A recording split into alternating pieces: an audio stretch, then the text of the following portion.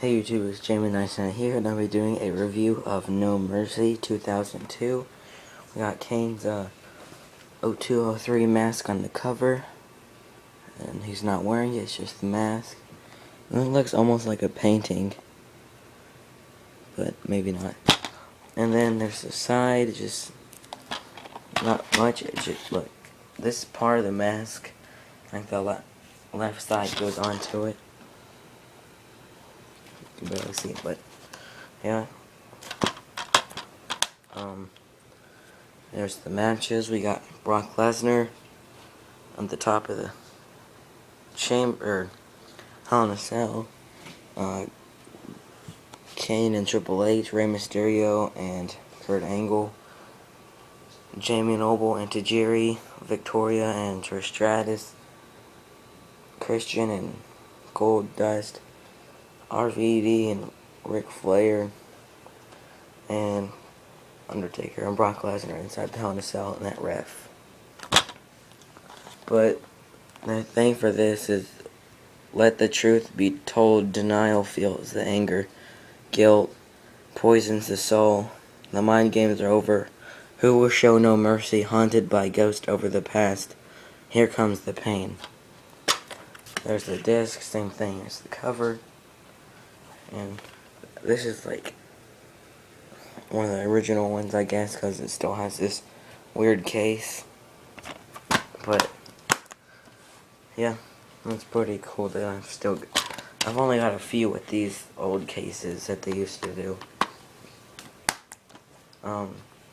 This pay-per-view had 10,000 people in attendance at the Alltel Arena in North Little Rock, Arkansas. It was on October 20th, 2002. And its sponsor was Subway. Just a second. I'm trying to see how many people bought it.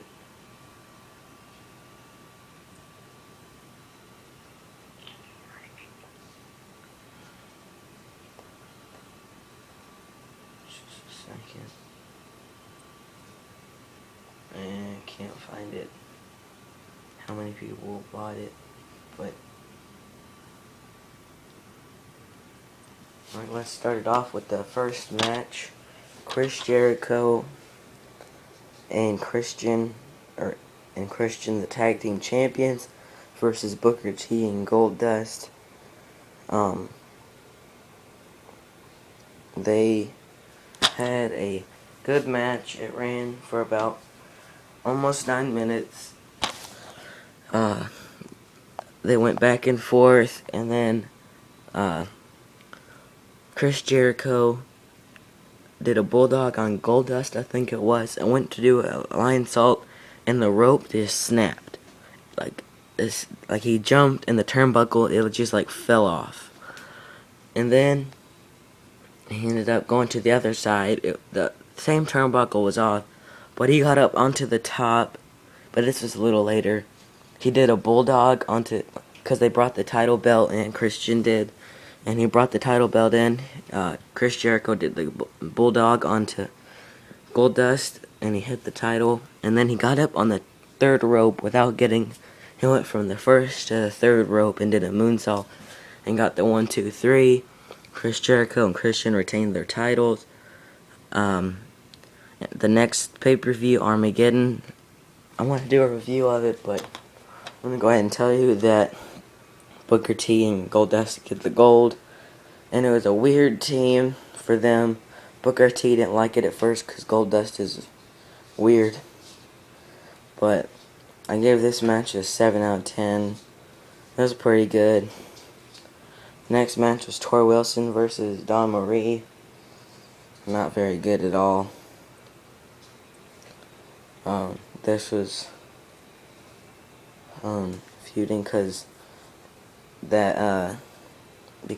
Tori Wilson's dad came, and Dawn Marie was Tori Wilson's like lingerie and bikini stuff opponent, like a contest, and she was showing him, and then she gave him a card, or gave him a magazine or something, and then there was a hotel card inside of it, and then there was them in a shower. and he was sitting there in his clothes, and she was naked, but you didn't get to see her naked really.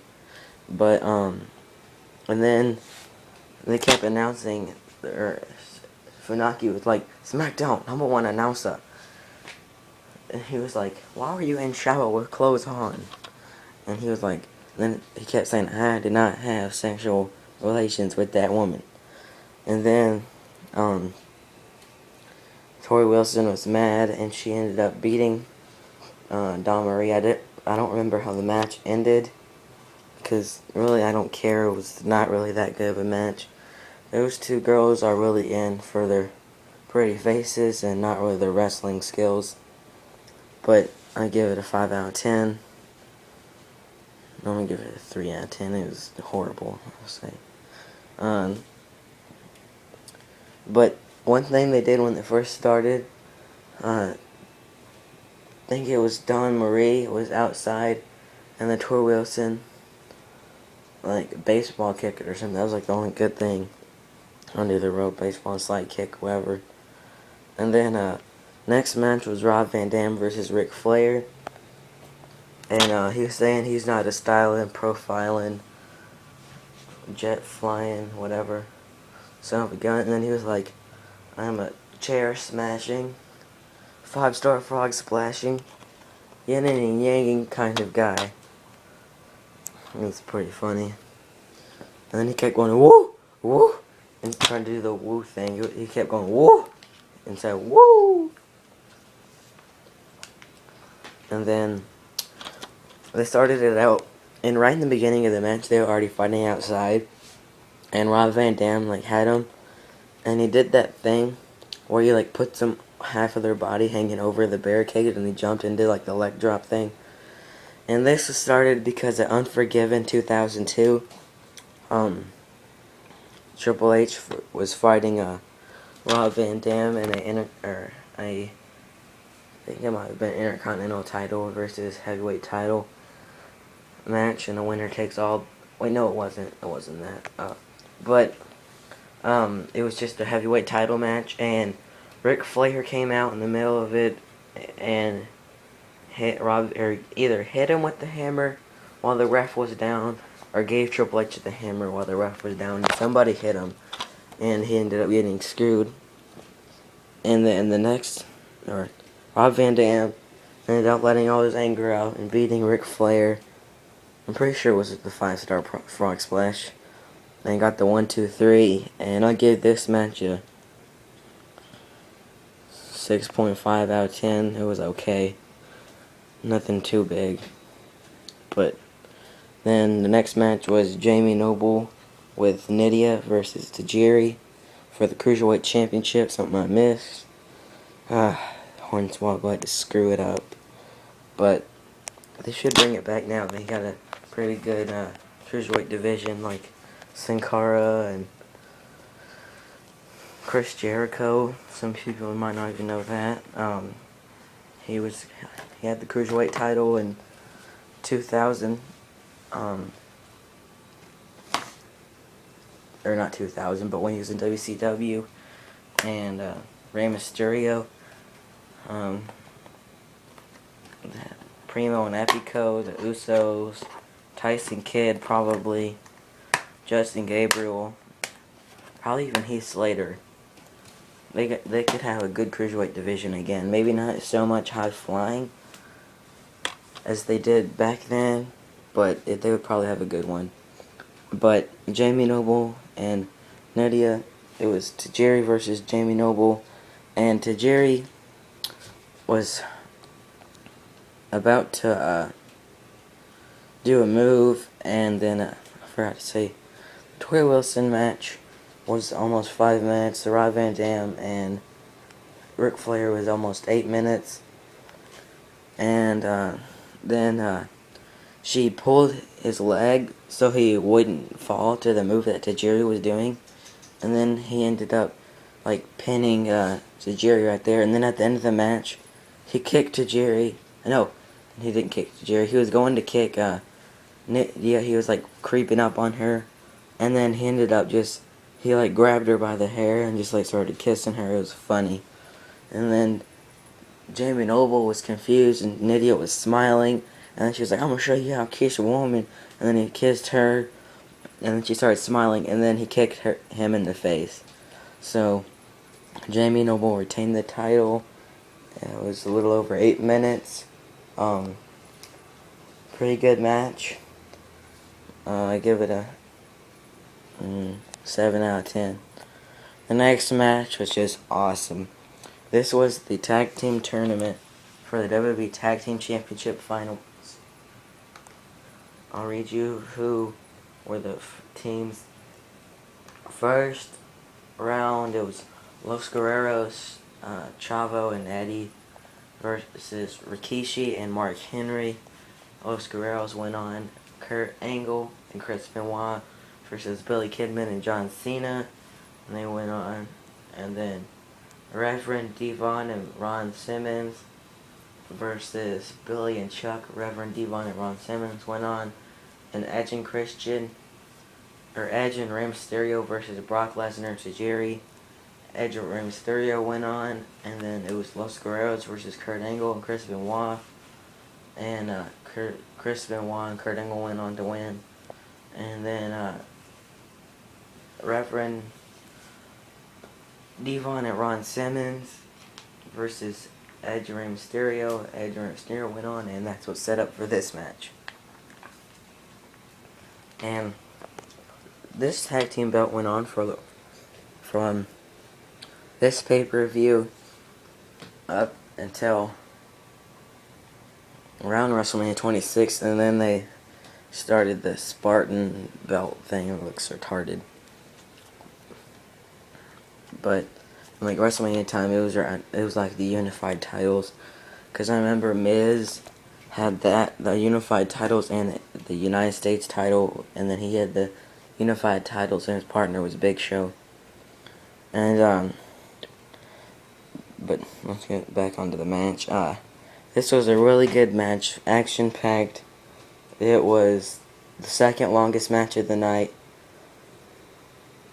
It was 22 minutes. A little over 22 minutes. It was full of action. They were going back and forth, all doing high profile, high flying, getting people out of their seats and all that stuff. They were just making the crowd go nuts. It was an awesome match. They were both, Chris Benoit and Kurt Angle didn't even really want to be partners, because Kurt Angle had been, or Chavo said that Chris Benoit was getting beat up, or he in the in this closet, and then Ed Guerrero hit him with a chair, and he thought it was Chris Benoit, and he walked out, and he was like, "Hey, you're not Chris Benoit," to Chavo, or Chavo said that, and they smiled and like walked away. And then at this pay-per-view,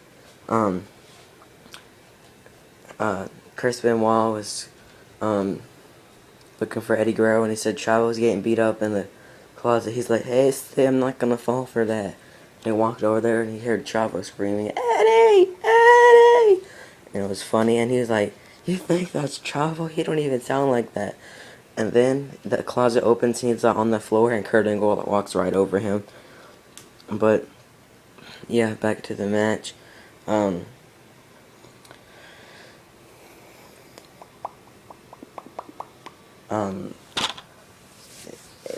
It was really good. I don't really know what else to say. Chris Benoit and Kurt Angle ended up winning to crown the first tag team champion, the first ever WWE tag team champions, and I give that a 10 out of 10. And then I skipped the World Heavyweight title match. Oh my god, sorry. World Heavyweight title versus Intercontinental title, winner take all, Triple H versus Kane. And Triple H was saying he's a murderer, he killed Katie Vick. And this was what snapped Kane. He was happy guy around here this time.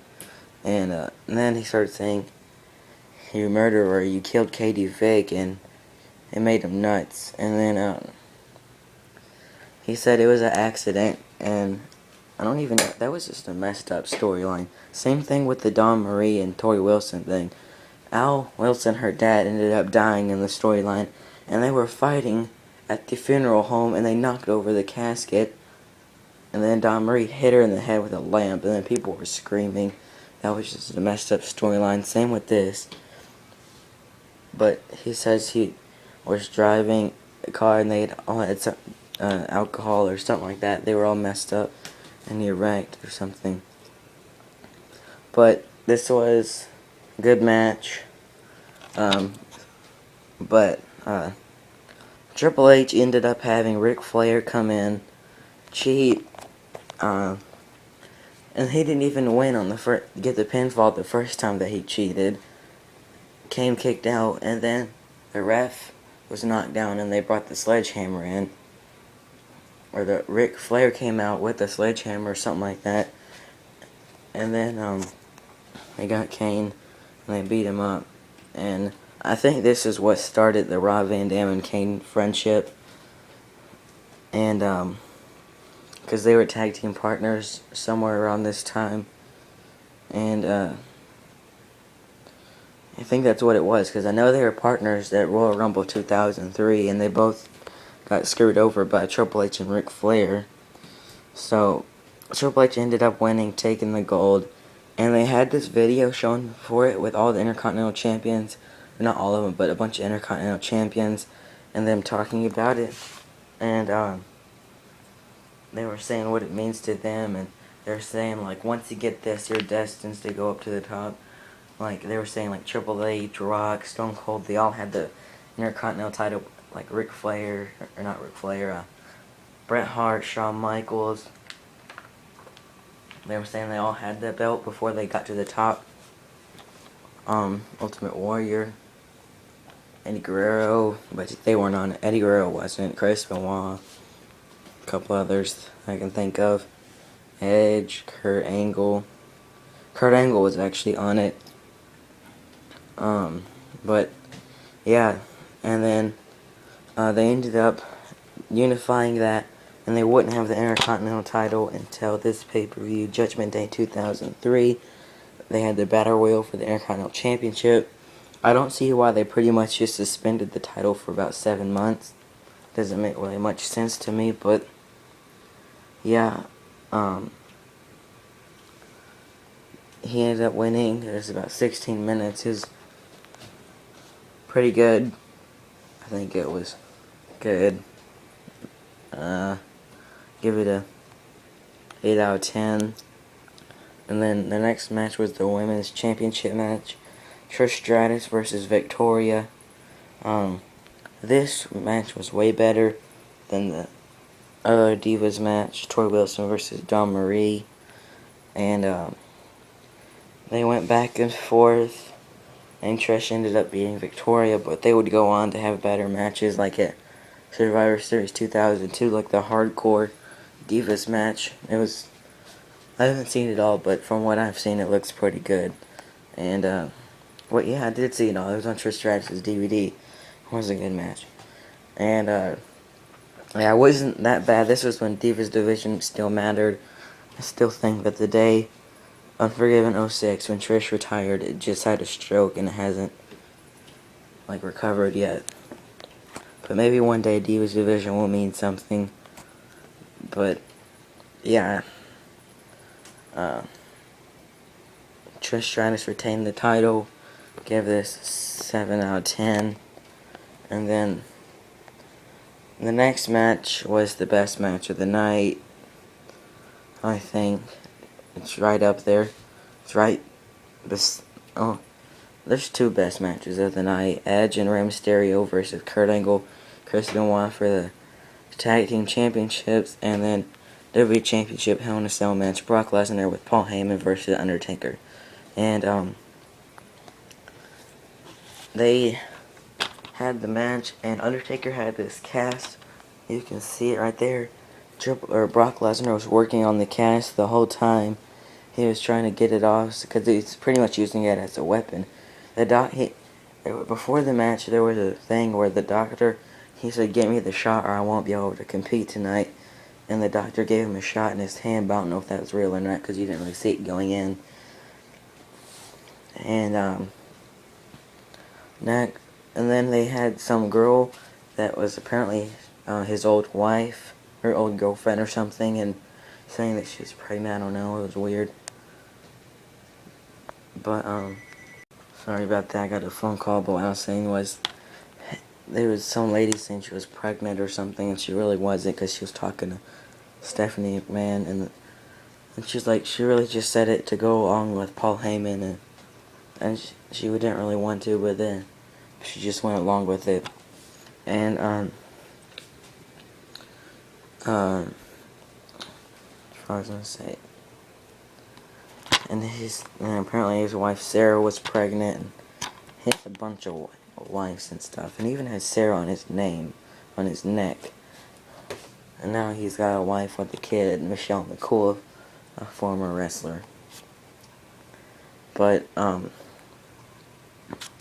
yeah, they went on. They both bloodied each other. Right there, you can see Brock Lesnar's busted open. Eventually, Undertaker will be covered in blood, and then he would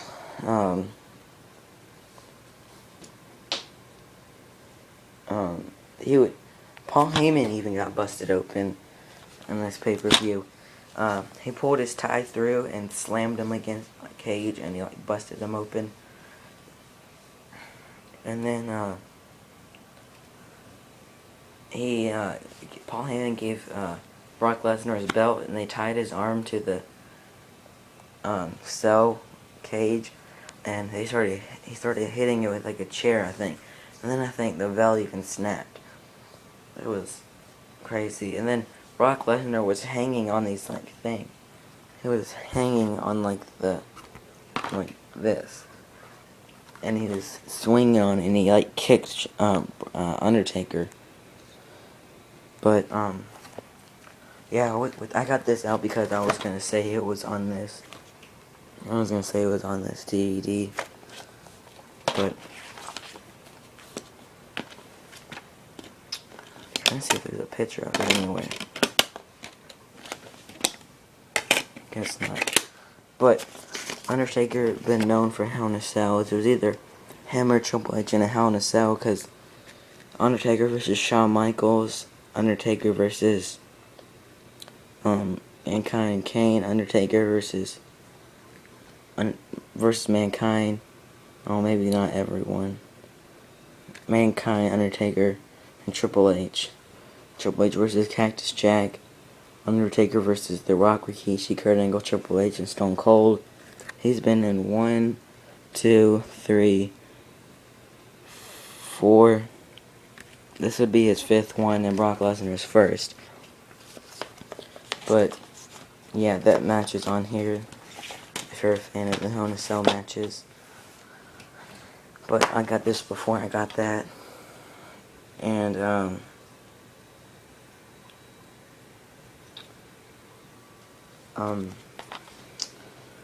yeah, Brock Lesnar ended up hitting the F5 and winning the match and retaining his title. And all thanks to Paul Heyman and him pretty much helping. But he eventually got the cast off, and his hand was like all white. It was weird looking. But in the back, he had broke his hand before on SmackDown, because Brock Lesnar like slammed his hand with like this big tank of like gas or something, or helium, I don't know.